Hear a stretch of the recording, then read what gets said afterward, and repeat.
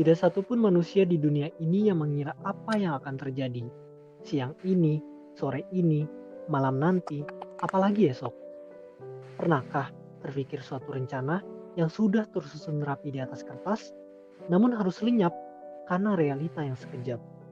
Pernahkah terpikir untuk memulai sesuatu yang baru yang tidak pernah terduga sebelumnya? Atau pernahkah terbesit kemungkinan-kemungkinan terburuk dari hidup? Ya, begitulah adanya.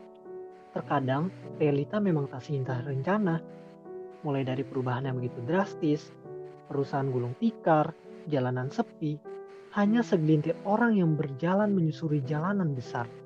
Ya, seperti kota metropolitan. Bukan, itu seperti kota mati. Seakan semesta sedang berencana untuk semua itu.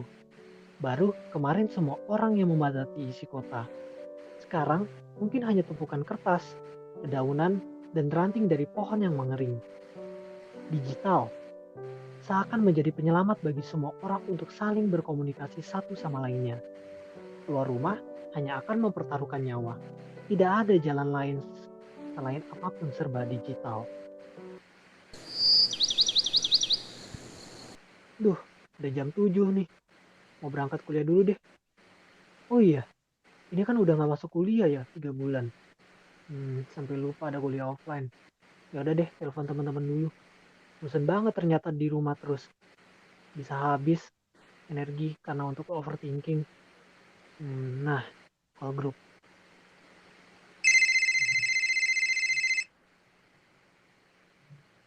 Halo enggak, tumben pagi-pagi nelfon. Ada apa nih? Hai guys, Aku capek banget. Bosen juga nih pemandangan tiap hari tembok mulu. Pengen banget sih keluar rumah terus main bareng sama kalian. sama nggak? Nggak kamu aja yang ngerasa kayak gitu. Tapi ya mau gimana lagi, online aja juga udah cukup kok. Iya tuh, kalau bosen, kamu bisa kan bersih-bersih rumah, nonton YouTube, nonton film. Banyak kan tuh aktivitasnya. Sok sibuk, mungkin juga bisa jadi solusi loh. Bukan begitu. Aku belum terbiasa sama semua ini. Seharian di rumah aja udah bikin aku gila. Apalagi 3 bulan. Lama-lama RSI bisa nampung nih. Kalian tuh ngerasa stres gak sih? Apa cuma aku doang yang ngerasa stres sama capek kayak gini? Sama enggak? Tapi ya, ditahan dulu. Kamu tahu sendiri kan, di daerah kita zona merah. Bahaya banget kalau keluar enggak. Kalau masalah stres, sama sih sebenarnya. Mana bosen juga. Nggak cuma kamu doang kok.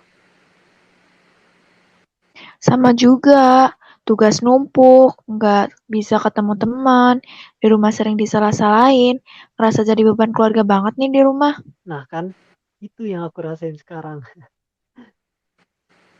Emang kalau nggak di rumah, nggak jadi beban keluarga. Kayaknya sama aja deh. Kalau di rumah tuh sebenarnya bisa bantu-bantu orang tua sih, bisa me time juga sama keluarga. Tapi bosen juga sih Nov. Pemerintah tuh dulu pernah ngomong katanya lockdown cuma 2 minggu. Tapi kenapa ya angka COVID masih terus ada di atas? Bahkan nyebelin banget nih. Ya gimana ya enggak? Kamu tahu sendiri kan, masyarakat Indonesia kayak gimana, bangsa Indonesia kayak gimana, diingetin buat social distancing sama memakai masker aja susah banget. Bener tuh, padahal Pak RT udah bilang buat pakai masker, malah dikasih masker gratis pula. Itu pun masih ada yang nggak pakai. Kalau kena COVID juga yang susah siapa nanti? Kalau yang kena dia doang mah nggak masalah. Kalau nyebar ke yang lain, Iya sih bener juga. Disuruh diem di rumah juga mereka nggak betah ya. Keluar-keluar juga seenaknya. Mending aku gini, walaupun overthinking di rumah, tapi tetap matuin protokol kesehatan dari pemerintah. Nah, mending gitu kan enggak? Lebih baik. udah dulu ya, aku dipanggil ibu nih buat bantuin masak. Dadah. Dah, Dadah.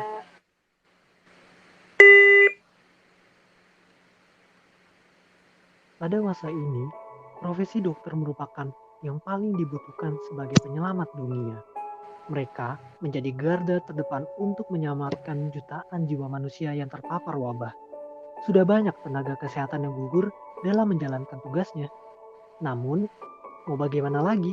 Mereka berpikir bahwa menyelamatkan dunia saat ini adalah tanggung jawabnya. Semakin lama pandemi ini, seakan-akan berita konfirmasi pasien positif sudah bukan hal yang mengejutkan lagi seperti pada awal COVID-19 ini muncul. Ribuan konfirmasi kasus pun seakan-akan hanya angin lalu tanpa arti. Mereka melepas maskernya, berkumpul, bercanda, tanpa adanya rasa bersalah yang telah mengancam nyawa orang lain. Mereka selalu beralasan bosan untuk di rumah, butuh liburan, bahkan hal terbodoh yang pernah dikatakan adalah bahwa mereka tidak pernah percaya adanya COVID ini. Banyak orang yang kehilangan nyawa akibat ulah orang lain yang masa bodoh dan tidak peduli dengan lingkungan, seperti pandemi saat ini. Berita konspirasi dan hoaks yang mulai simpang siur di media sosial mempengaruhi pikirannya. Mereka tidak tahu bahwa sang garda terdepan sedang berjuang untuk mengembalikan pasien kepada keluarganya dalam keadaan yang sehat. Ya bodoh memang, karena mereka hanya mempercayai hal yang ingin dipercaya meskipun itu adalah hal yang salah. Elah, kulan gini berbulan-bulan bosan banget. Pengen main deh buat refreshing otak. Sekalian ketemu kali ya sama teman-teman yang udah lama gak main bareng. Telepon dulu deh, siapa tahu ada yang mau ikutan.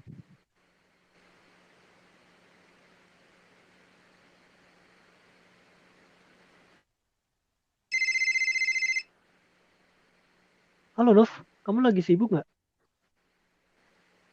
Halo nggak sibuk kok, malah gabut banget. Wah mantep nih, sama kayak aku. Ajak Olivia buat call yuk, biar lengkap. Oke, aku telepon dulu ya sebentar. Mm-mm.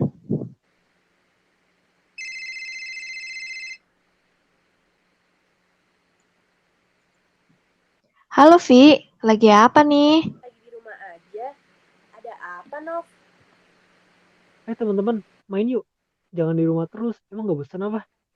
Sini kita kumpul bareng bertiga. Main kemana gitu biar refreshing dikit. Enggak lah, skip. Corona, woi. Ayolah, sekali doang. Gak bakalan kena juga tuh. Apaan sih Angga, lagi corona gini? Pede banget nggak bakal kena. Emangnya kamu pada kebal penyakit apa? Aku kebal sih. Buktinya berbulan-bulan pandemi ini aku gak sama sekali kena tuh. Kok kamu seenaknya ngomong gitu sih? Kamu tahu nggak bulan kemarin saudara aku meninggal gara-gara kepapar COVID dari pasiennya loh. Hah? Serius? Aku turut berduka cita ya buat saudara kamu. Aku juga turut berduka cita ya. Tapi Liv, aku penasaran deh. Kan saudara kamu dokter. Kok bisa ya kepapar COVID itu? Please ya guys, dokter juga manusia. Bisa sakit juga kali. Ditularin siapa emangnya Vi? Jadi waktu itu ada pasien yang kunjungan ke saudara aku. Dia batuk-batuk, tapi saudaraku udah pakai masker lengkap dan APD. Terus, Pasiennya datang ke rumah sakit pakai masker sih. Dia juga lolos thermal detector. Nah, selama kunjungan itu dia batuk-batuk terus dalam ruangan. Dan katanya itu sih udah biasa, dia minta diresepin obat aja. Dikasih nggak sama saudara kamu? Enggak lah, saudara aku udah curiga kalau dia suspek karena nunjukin gejala.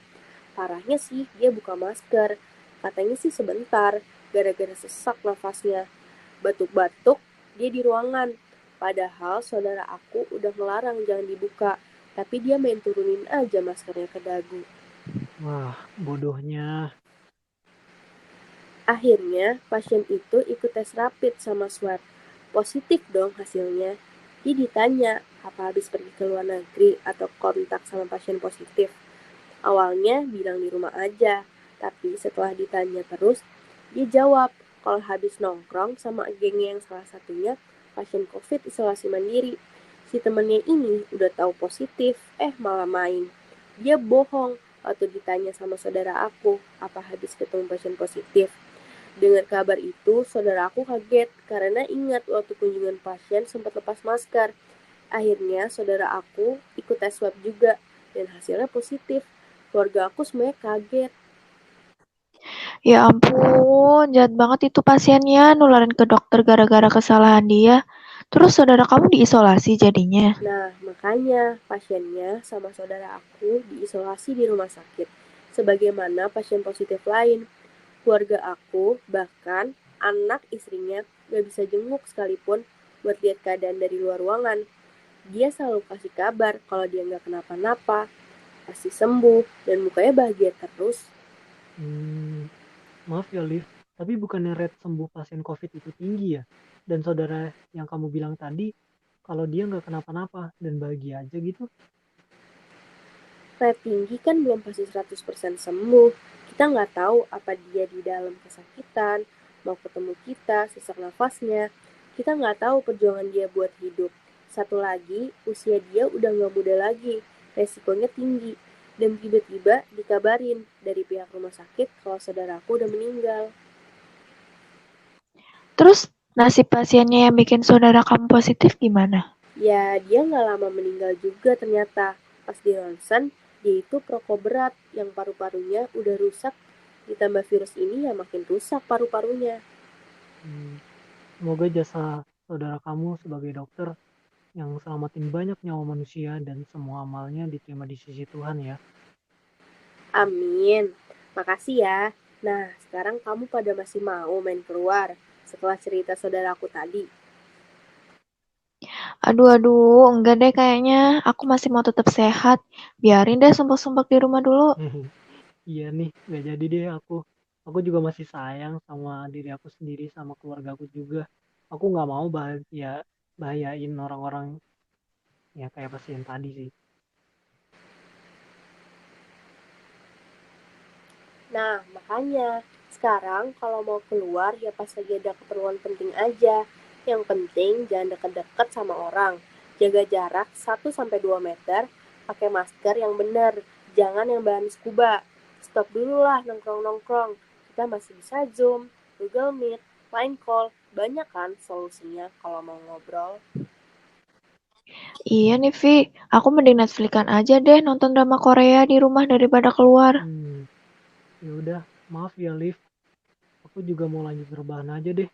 Nggak lagi-lagi keluar sembarangan. Stay safe ya semuanya. Iya, stay safe juga semua. Nanti kita call lagi ya. Oke, Angga Via. Bye-bye. Bye.